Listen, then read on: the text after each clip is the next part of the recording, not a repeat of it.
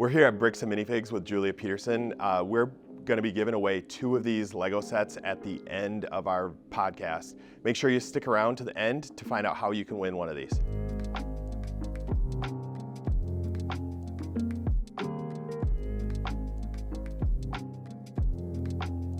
Julia, welcome to the Small Talk podcast. I'm Mike Small again, and this is Julia Peterson.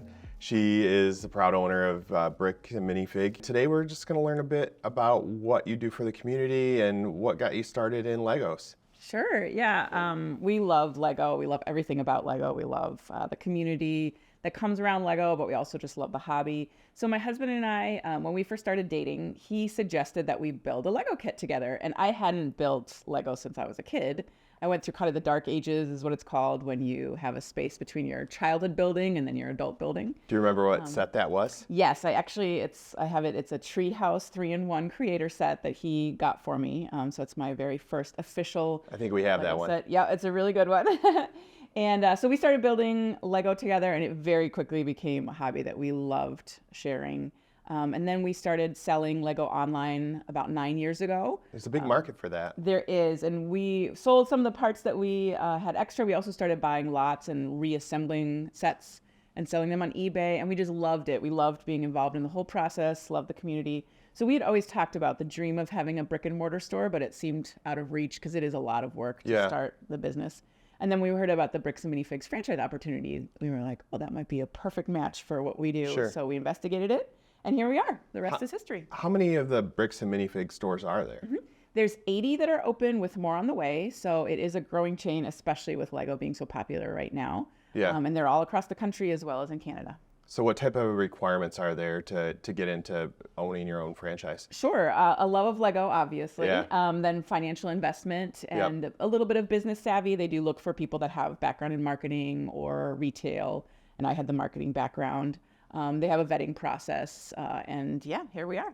So how long have you been doing it? We opened December 10th of 2022, so just crossed our 1-year anniversary. So what are some of the struggles that you've had specifically with like Legos and keeping inventory in stock and finding sets and all of that? Sure. Yeah, for the most part, the inventory isn't too hard. There is a booming market for people selling and buying their Lego. So we get lots of people coming in to sell either items they aren't using or maybe their child is not interested in the hobby anymore. So that hasn't really been a problem for us. Obviously, we had a challenging year. We had an accident where a van drove into the store. I was actually in the store like 2 days before that. Oh, really? Yeah. Well, we're glad you were in the store during it. So. Yeah. So the challenges for us have been more around some of those incidentals that have happened over the last year. For the most part, we felt really welcomed by the community, and it's been a phenomenal year getting to know all the Lego builders in Grand Rapids. Hopefully we've helped increase the community, connect people. We do events for builders, so that's been phenomenal. So yeah, I would say that the struggles have been more related to the retail experience and, vans crashing into the store. Sure. But as far as Lego goes, it's just been phenomenal. Yeah, so the whole accident situation, like what was your first kind of thought when you heard that happen, right? Because it was pretty late at night, right? It was. We actually had an employee in store, and he was luckily not harmed. He was in the back office. He had stopped by the store to pick up some pieces for a build that he was displaying at Brick World. And so he called, and it was after 12. And I was like, why is an employee calling this late at night? And then once he told us what had happened, my first thing was concern for him, obviously. Sure. And then we drove over, and then I think it was just a blur. You kind of can't take it in when that sort of thing happens. The van was entirely in the building. There was grass and glass and bricks, just a hot mess.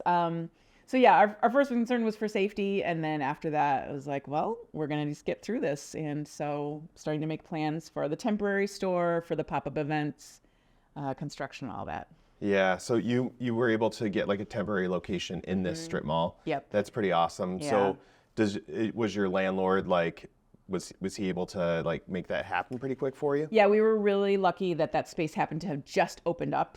So the lease on that space had just ended, and so we were able to jump in to have the temporary location there, which we were really grateful for. That's awesome. That doesn't usually happen so easily, and so that was a huge, huge help to us. Especially to being so close, Exactly. right? We could just say, oh, it's just 4 doors down. We didn't have to redo our Google pages or anything like that. People could just come to the regular store, and then we could just point them to the temporary space. So how do you market the Lego store? Like, do you do both online and in person? Like, what are some ways you connect with your people? Yeah, definitely. We have sort of a multi-platform marketing approach. Social media is obviously a big piece because that's where the Lego community connects, is on social media. Are you on like TikTok or Instagram? We have Instagram, Facebook, and we do have TikTok. We haven't done as much with TikTok, but we do have an account there. Facebook and Instagram is kind of the bread and butter. That's where we love to connect with people. That's where people come to ask us for sets that they're looking for or pieces. That's where we can announce our events. So that's been really positive. And we just love being able to post Lego content. So if it's just sets or if it's Lego terminology or trivia, we just love anything Lego related. So Yeah, that's a huge piece. I've been into Legos my whole life, and growing up, that was like my best friend, right? It was Legos. Yeah. And I'm learning new things on TikTok, on social media about Legos that I would have never, I think, learned otherwise. So that's yeah, we love that aspect. So that's definitely a huge part of it. We also try to market just in general to connect with the Lego builders of Grand Rapids. We still on the regular get people saying, I'm a huge Lego fan. I had no idea you were here. So just making sure we're connecting with the entire community, whether it be print marketing, billboards we've done in the past, event marketing where we just sponsor events, or, you know, we're really open to all the opportunities so that we can connect with more people who love Lego. Yeah.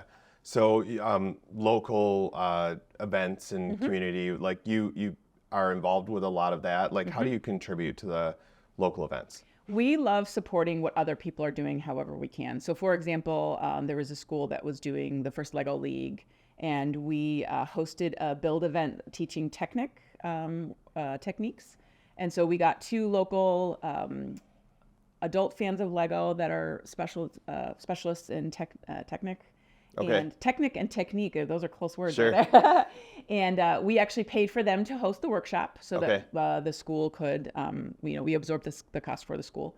They hosted that workshop for the kids. The kids got to learn the techniques, and then they used that in their robot building. And then we, in turn, got to host a pop-up shop. So we love figuring out what the partnership is where we can help out with the missing pieces, as it were.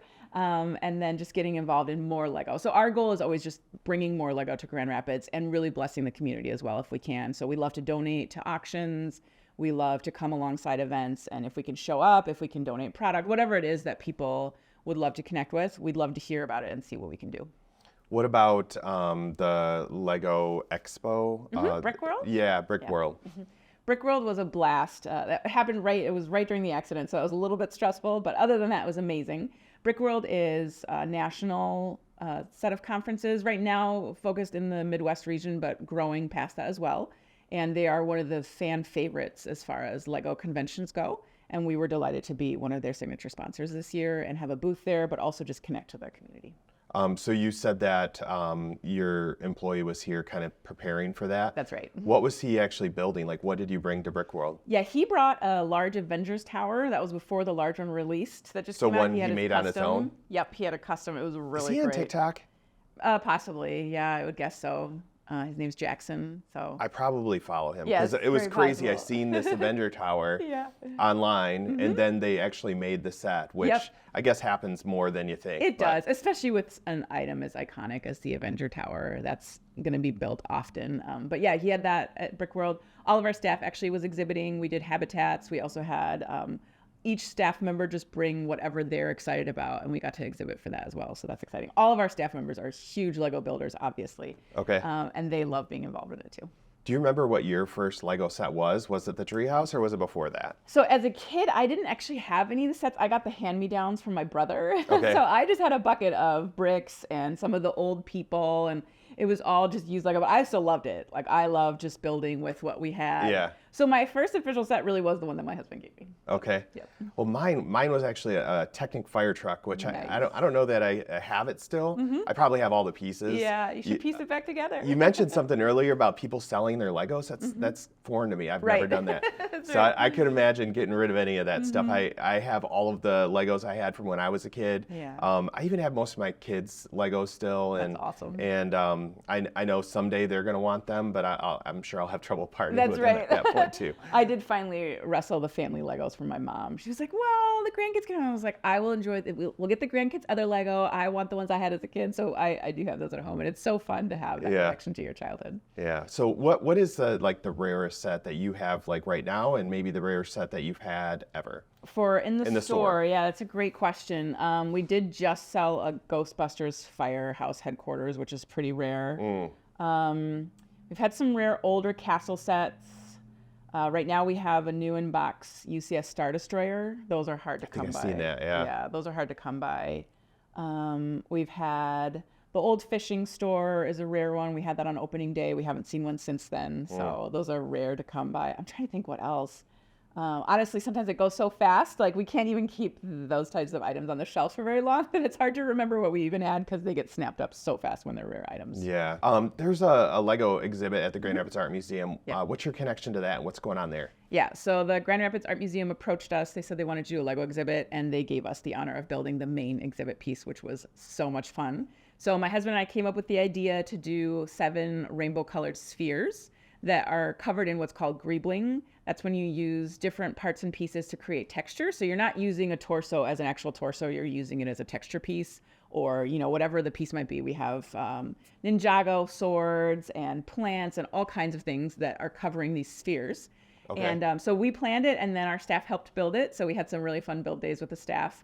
It was actually great because it was right after the accident, so it gave us something to kind of pull together around. Yeah. And so that main piece, when you go to the museum, it's open until May, I think. The main 7 spheres were built by Bricks and Minifigs of Grand Rapids. And then we also just helped with some of the publicity around the event. They are soliciting builds from the community. You can have your build displayed, so we helped kind of spread the word for that. That's so awesome. It's just been a wonderful partnership. They've been phenomenal to work with. So the sphere, right? Like I've heard that making a sphere out of Legos is like one of the hardest things to do, right? How was that? Like how did you guys? We're gonna give away a little secret that probably we haven't talked about yet. So they approached us pretty late in the game, and so we needed to come up with a quick solution. Yeah. So we actually used the globe kits. So Lego has the globe that has the desk We took the inner buildings of that and modified it and put our own outer shell on it and then built on top of that. So we kind of stole Lego's idea on that one because we were short on time.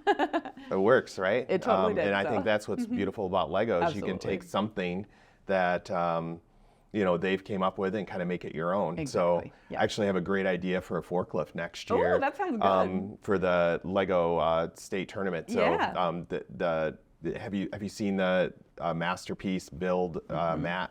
Yep. Well, they have the lights and sound tower. That piece in the middle, the tall tower, actually would be a great forklift, I think. Nice. So you should definitely pursue that. I'm gonna talk my kids into that, right? I love it's their call. So that's great.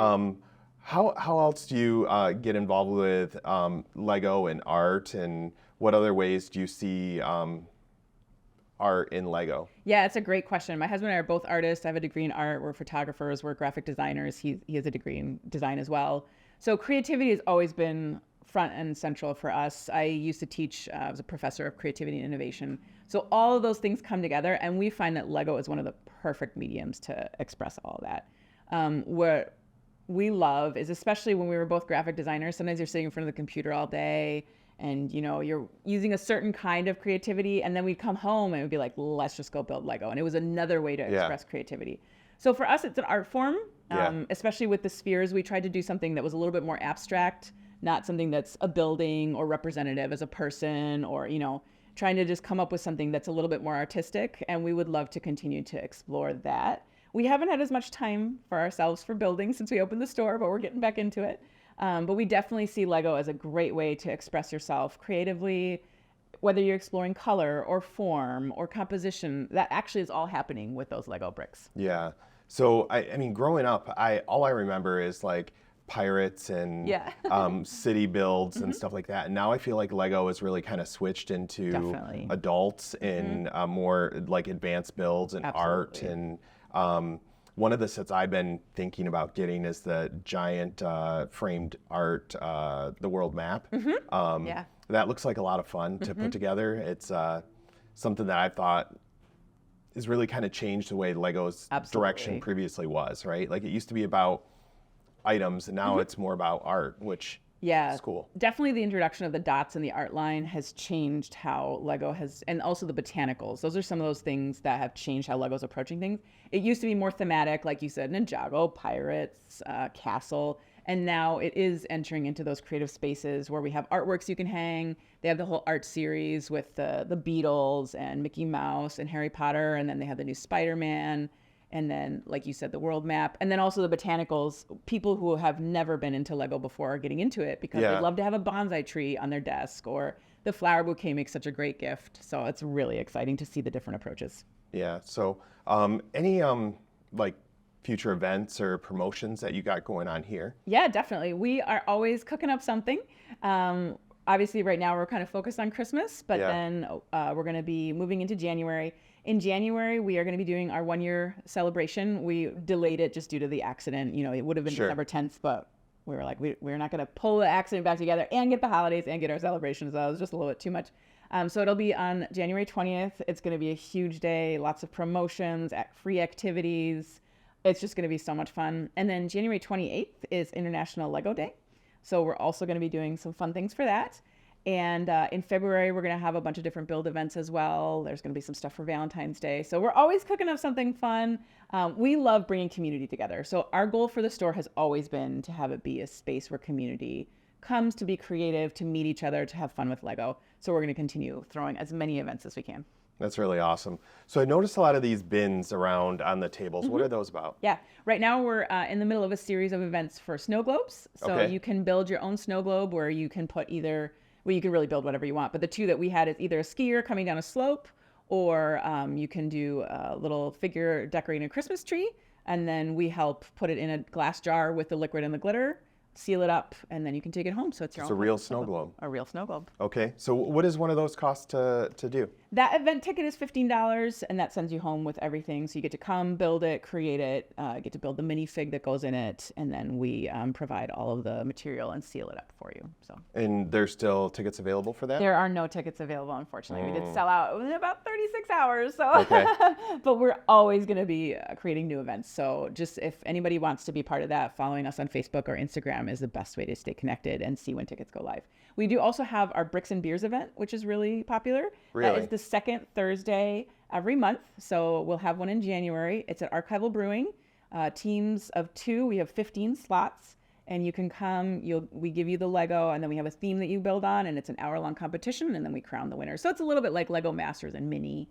Okay. So that's every month. And you bring all the pieces for that? We bring everything, so all you have to bring is the creativity. That's awesome. Yeah. So anything else that you want to talk about that I missed? Yeah, we just wanted to say a huge thank you to Grand Rapids. You have been so welcoming just in our first year, and especially after the accident. I mean, we would not have survived the accident without this community support. That type of event can put a business, especially a small business like ours, out of business permanently. Definitely. And we weathered the storm thanks to the community. It really, the donations, people came and they donated money, they donated food, they made sure to attend all of our events that were pop-up shops. So we're just so grateful for that. And we've also just had so much fun meeting the Lego community here in Grand Rapids. There's so many phenomenal builders. We have our showcases throughout the store where we have to show off builds, and we'll continue that in the new year as well. And we just had such a blast. So we're just really grateful to Grand Rapids and all the Lego builders that we have here. I'm sure Grand Rapids really appreciates everything that you've done for the community and how you've supported them with just creative things to do and all the fun stuff going on here. We look forward to more of it. So thank you, Julia. Absolutely. And thank you for being part of the podcast. It's great to be here. Thanks. Thanks for watching today, and make sure to like and comment below to be entered to win one of these 2 Lego sets.